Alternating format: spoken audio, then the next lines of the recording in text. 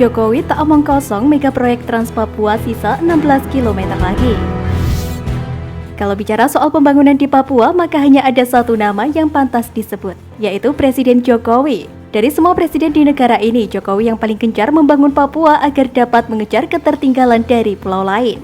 Salah satu pembangunan yang paling luar biasa di Papua adalah Jalan Trans Papua dengan total panjang 3.462 km.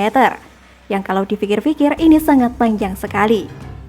Banyak tantangan yang dihadapi selama pembangunan jalan ini, misalnya medan yang berat, gangguan dari KKP, dan lainnya. Akan tetapi pembangunan akan dilanjutkan terus. Dan syukurlah Kementerian PUPR mengatakan hampir seluruh jalan ditembus. Hingga pertengahan tahun 2021, jalan yang sudah ditembus sepanjang 3.446 km. Masih tersisa 16 km jalan yang belum tembus. Dari yang sudah tembus mencapai 3.446 km, jalan dengan kondisi teraspal sudah mencapai 1.733 km dan belum teraspal 1.712 km. Pembangunan infrastruktur di Papua dan Papua Barat bertujuan untuk menekan angka kemiskinan, mengurangi indeks kelemahan, dan mendukung pemerataan pembangunan infrastruktur. Adanya Jalan Trans Papua diharapkan membuka keterisolasian wilayah dan meningkatkan konektivitas. Selain itu, Kementerian PUPR juga membangun jalan perbatasan di Papua dengan total panjang 1.098 km. Saat ini sepanjang 931 km telah tembus dengan kondisi 756 km teraspal. Kementerian Pekerjaan Umum dan Perumahan Rakyat berkomitmen membangun infrastruktur yang andal di Provinsi Papua dan Papua Barat. Hal ini bertujuan untuk mengurangi angka kemiskinan, mengurangi indeks kelemahan, dan pemerataan pembangunan infrastruktur di seluruh wilayah Indonesia. Kementerian PUPR mengambil terobosan pembangunan infrastruktur dengan lebih terpadu, tepat, fokus, dan bersinergi dengan kementerian atau lembaga dan pemerintah daerah. Pada 2021, alokasi anggaran pembangunan infrastruktur PUPR di Provinsi Papua 6,19 triliun rupiah, dengan rincian untuk bidang sumber daya air atau SDA 732,87 miliar rupiah, jalan dan jembatan 4,49 triliun rupiah, permukiman 683,03 miliar rupiah, dan perumahan 288,35 miliar rupiah. Saat ini progres fisik pembangunan infrastruktur tersebut mencapai 37,95%. Basuki menyampaikan peningkatan kesejahteraan masyarakat Papua salah satunya dilakukan dengan membuka keterisolasian wilayah dan meningkatkan akses serta konektivitas dari darat maupun multimoda. Di antaranya yakni pembangunan Jalan Trans Papua dengan total panjang 3.462 km. Dari total panjang tersebut, saat ini jalan yang telah tembus sepanjang 3.446 km dengan kondisi teraspal sepanjang 1.733 km, dengan yang belum teraspal 1.712 km. Sedangkan yang belum tembus sepanjang 16 km. Pada tahun 2021, penanganan Jalan Trans Papua di Papua yakni sepanjang 139 km dan Papua Barat 120 km meliputi pembangunan baru, pembukaan jalan, dan peningkatan struktur atau perkerasan. Selain itu, Kementerian PUPR telah membangun jalan perbatasan di Papua dengan total panjang 1.098 km, di mana yang telah tembus 931 km dengan kondisi teraspal sepanjang 756 km. Sungguh luar biasa sekali, bukan hanya Jalan Trans Papua saja, masih banyak lagi pembangunan di Papua. Tidak cukup saya sebut di sini satu persatu.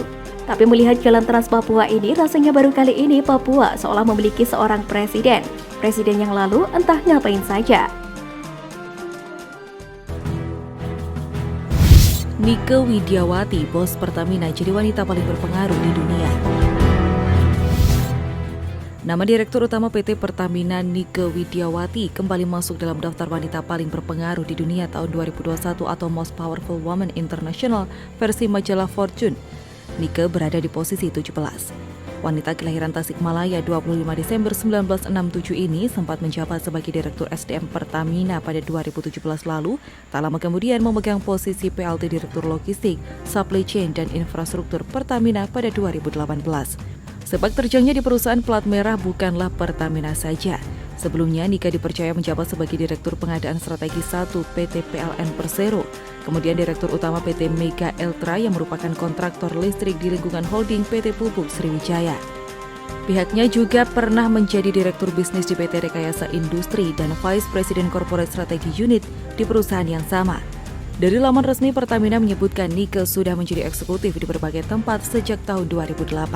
Dari segi pendidikan, Nike Widiawati merupakan lulusan hukum bisnis di Universitas Padjadjaran tahun 2009 dan Teknik Industri di Institut Teknologi Bandung tahun 1991. Nike terpilih bersama sejumlah CEO global, diantaranya CEO GlaxoSmithKline Emma Walmsley di posisi pertama, CEO Ping An Group Jessica Tan di posisi kedua, CEO Banco Santander Ana Botin di posisi ketiga, dan CEO Macquarie Group Ltd Semara R. Wikramanayake di posisi keempat.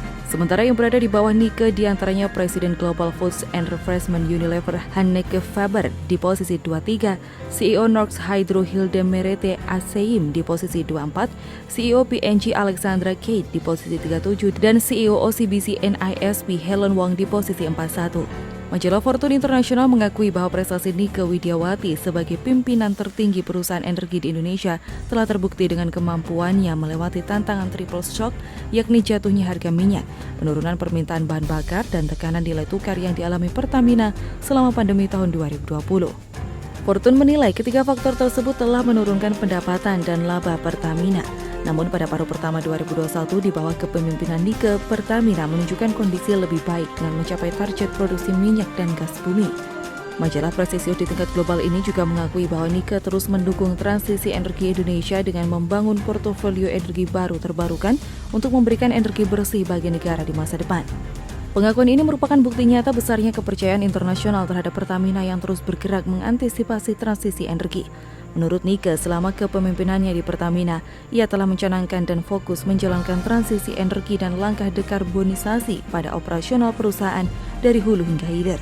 Hal ini sejalan dengan penilaian atas implementasi aspek environment, social, and governance Pertamina yang mengalami peningkatan signifikan dari skor 41,6 atau termasuk kategori several risks menjadi 28,1 atau tergolong medium risk pada September 2021. Perbaikan skor tersebut telah menempatkan Pertamina di peringkat 15 perusahaan di industri dan peringkat 8 subindustri migas dunia. Nike menuturkan posisi Pertamina sebagai perusahaan yang termasuk kategori medium dalam implementasi ESG juga disandang oleh perusahaan global Repsol, Eni, PTT Publico, dan Total Energies. Posisi tersebut berada di atas Royal Dutch Shell, BP, ExxonMobil yang masih terkategori high risk dan Chevron, Petrobras, dan Petronas yang dinilai masuk kategori several risks. Peringkat tersebut meningkat dengan adanya langkah-langkah terencana Pertamina dalam aksi penyelamatan iklim dan transisi energi menuju net zero, yakni dekarbonisasi operasional, bentuk portofolio untuk investasi pertumbuhan hijau, serta percepatan inovasi dan pertumbuhan hijau. Bersama seluruh manajemen dan pekerja Pertamina, pihaknya akan memastikan seluruh inisiatif strategis untuk mewujudkan green transition terus berlanjut dan mampu mencapai target pengurangan emisi gas rumah kaca antara 29 hingga 41% pada tahun 2030.